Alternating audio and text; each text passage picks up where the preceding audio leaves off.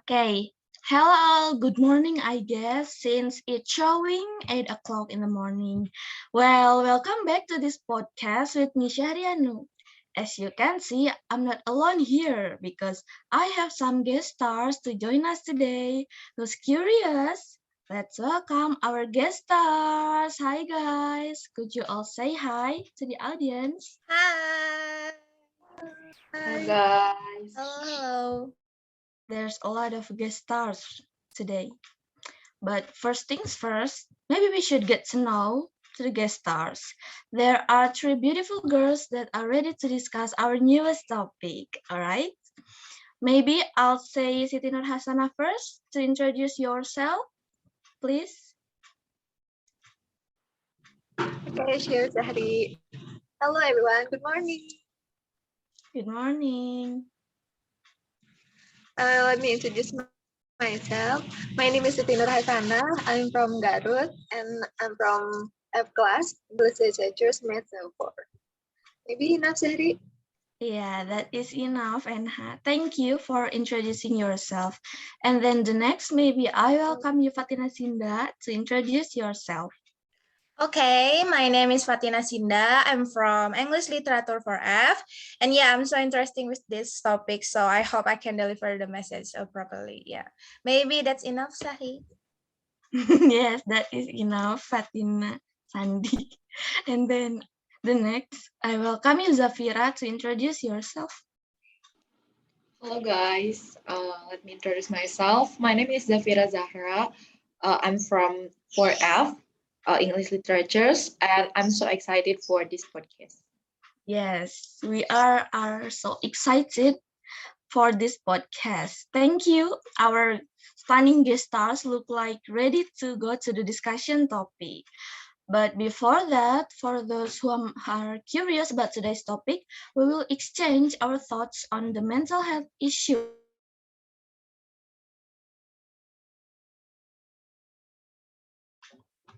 Okay. And then I want to say that mental health issue is very relatable to us. I mean, teenagers, isn't it? Yes.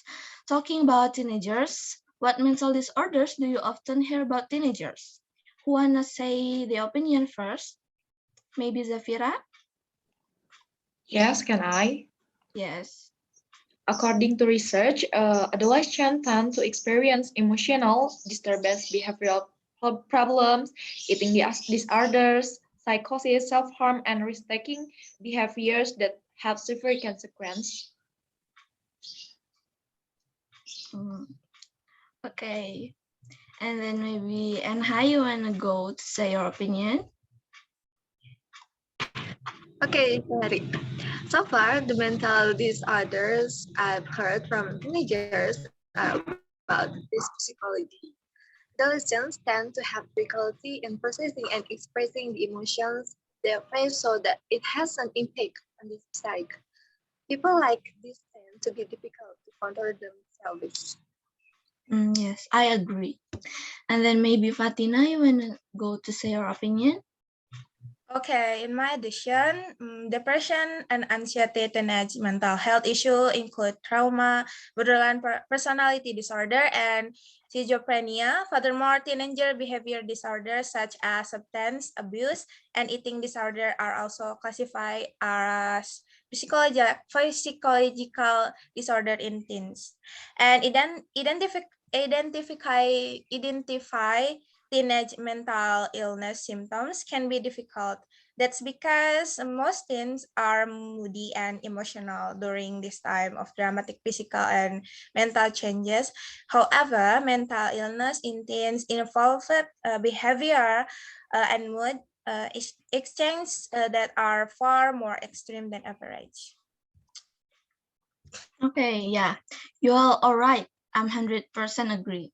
And then I heard that ADHD, anxiety problems, behavior problems, and depressions are the most commonly diagnosed mental disorders in youth.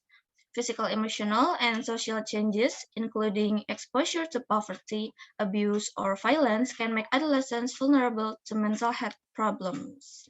And then sometimes teenagers are often to do self-diagnose. Based my opinion, self-diagnosing is kind of process of identifying medical conditions in oneself. People might be feeling related to some mental health issues, and then they jump into the conclusion about the condition they are suffering from. It is maybe dangerous for some reasons because you may begin wrongful treatment. And then my suggestion, they might be can keep searching online about what they're suffering from, but they also need a professional to handle their condition. Do you all agree? How about your opinion about self-diagnose? Wanted to answer first? Maybe Fatina, you wanna answer first? Okay, but I think self-diagnosis can be a good thing, but only if it leads to taking further action. I really don't see the point in self-diagnosing and then doing nothing about it. It's a bit like diagnosing yourself with a tooth catch, but then not going to the dentist. Also, because of our own inbuilt confirmation bias, we can very easily skew the result of an online task to make it whatever we want. Depression is a seriously complex mental health issue that is idiosyncratic as the person experiencing it. Self-diagnosing followed by action, yes, but when self-diagnosis followed by no action is really not recommended. Mm, that is such an interesting answer. And then maybe we can come to Zafira's answer. Okay. Self-diagnosis is an attempt to diagnose yourself based on information you get independently. For example, from friends or your family, even your past illness experience, but that shouldn't be possible. The diagnosis should only be made by professional medical personnel because the process towards a proper diagnosis is very difficult. When you self-diagnose, you conclude a physical or psychological health problem with the information you have. In fact, medical professionals only need to delve into the intricacies of a health problem before making your diagnosis. Okay. Thank you for your answer, Zafira. And then maybe Anha, you can say your opinion about this.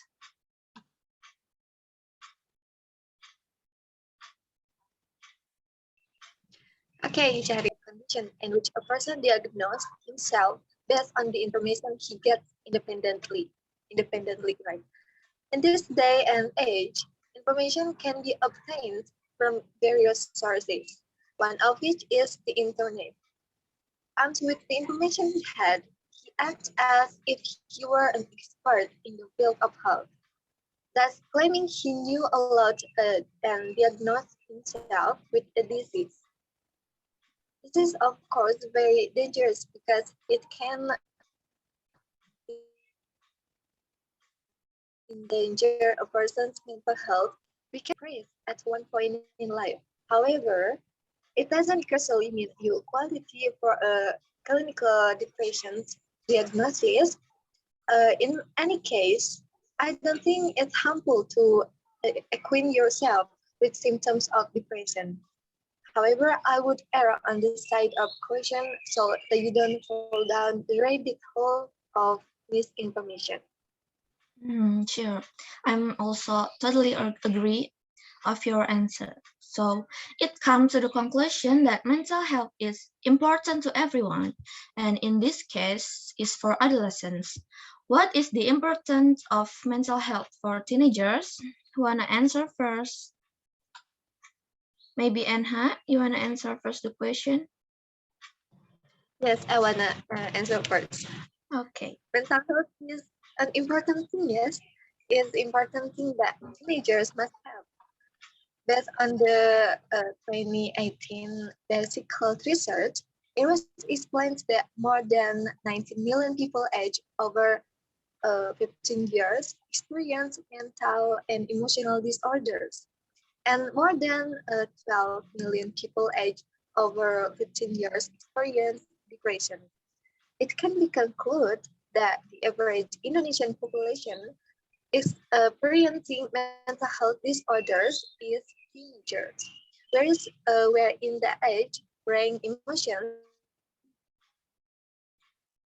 are still unstable and cause adolescents to experience mental health disorders. And this shows the importance of mental health for adolescents. Okay. Thank you for your answer, Enha. And maybe we can come to Zafira's answer. Okay.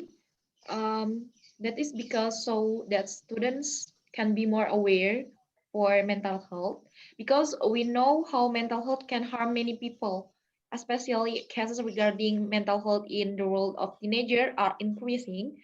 A study from Udayana University found that 4.75% of a sample of 13 for 18 years old across Indonesia had suicidal thoughts at least once in the past year. Therefore, from now on, mental health must be the subject or more attentions, one of which is implementing learning in every class. Wow, that is such an interesting answer. Okay, and then maybe we can come to Fatina's answer. Okay, young people's good mental health is important as their good physical health.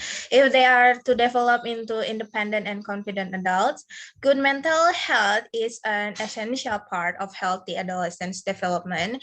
It helps young people build positive social, emotional, thinking, and communication skill and behavior. It also lays the foundation for better mental health and well-being later in life. Okay, I get it, guys. I get all of your answers. So, isn't mental health should be taught in classroom? What's your opinion about this? Who wanna say the answer first? Can Maybe I? Fatina? Oh, who is it? Zafira. Okay. Mental education that can be used such as delivering mental education, monitoring mental health by listening to stories, playing together, asking children's mood, entertaining children, and can also ask students whether the material provided is easy to understand or not, whether the teaching method is burdensome. Children and others, this can be categorized as mental health education that must be applied in classroom. Maybe that's enough from. Okay, that is such an interesting question. I mean, answer.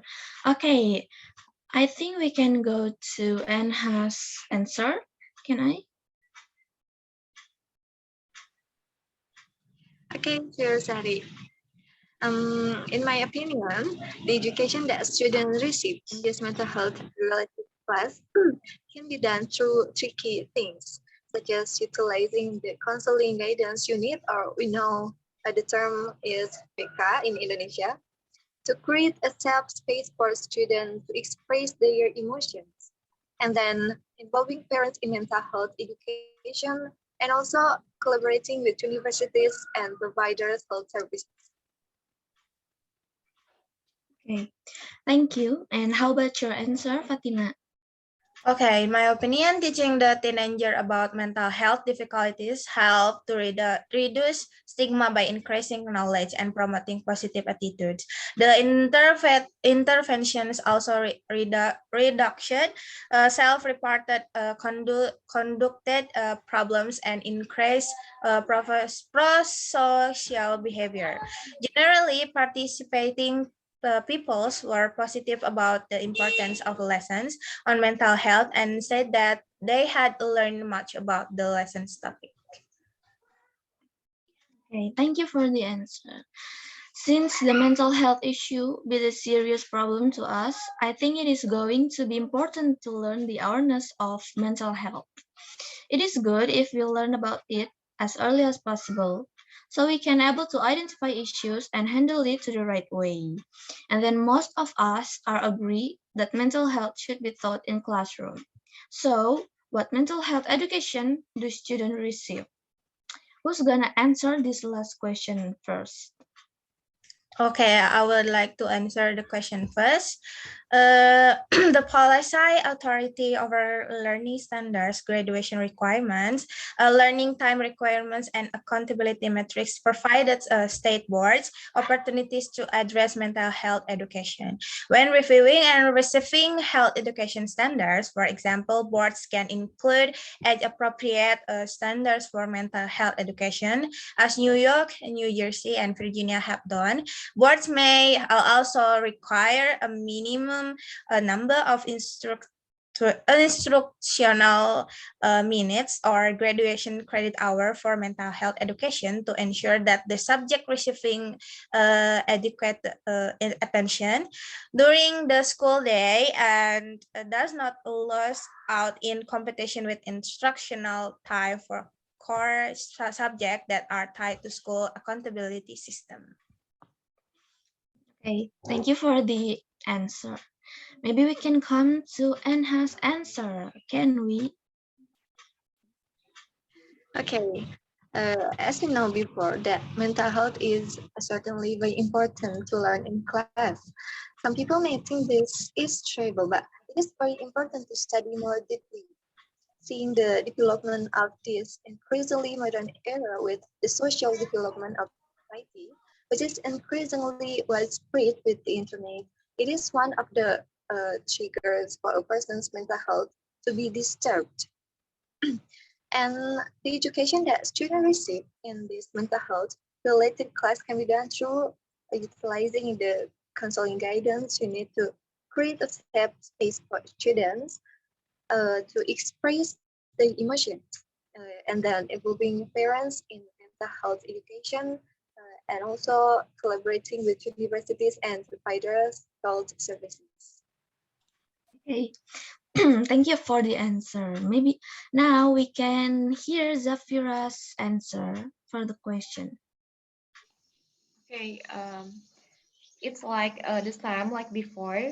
Mental education that can be used, such as delivering mental educations, monitoring mental health by listening the stories, playing together, asking children's method, and other methods. But the important thing in this, because we have to teaching method with the burdensome, and this can be categories as mental health education that must be applied in the classroom. But I'm sure many others can we can we use in the classroom. But sorry, maybe I cannot tell all the thing. Okay, thank you, Zafira, for the great answer. So I think we can come to the conclusion for this question that mental health can be received by students or basic knowledge of mental health. It also can be a place for students to express their emotions. Okay, guys, I'm thinking of very excitement of today's podcast. Don't you all think like this too? Yes, so exciting. But unfortunately, we are come to the end of this podcast because the time is up. I think I'm gonna end this episode of podcast. Hope you all get the benefit from today's podcast. We'll also say sorry for our shortcomings, and I say goodbye and have a wonderful day, guys. Thank you, guys. Bye. Yeah.